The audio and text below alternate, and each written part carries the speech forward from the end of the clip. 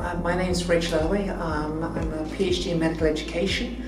I'm the director of the Office of Health and Medical Education Scholarship at the University of Calgary, and I'm a prof in community health sciences there. Currently I'm also chair of the National Centre Directors Group, and I'm the incoming editor for the journal Advances in Health Sciences Education. So my presentation today is around the idea that all medical education is simulation.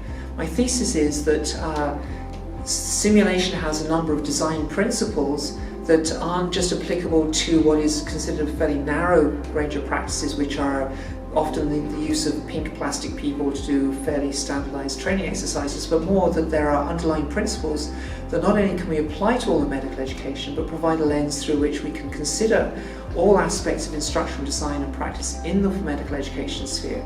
So I'm going to be talking about that and trying to get people to think differently about not only simulation, but the way we think about instructional design as a whole.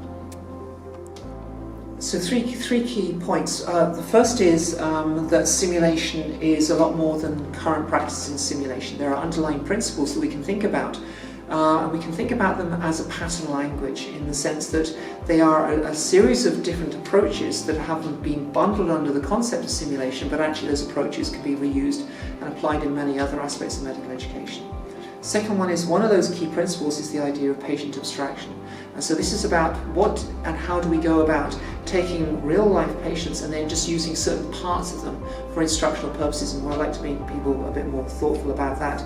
And the third one is about problematizing the idea of instructional design in medical education as a whole, so that we focus on an underlying set of principles that apply to all of medical education rather than somewhat ad hoc, picking them from different places and trying to put them together without an underlying concept.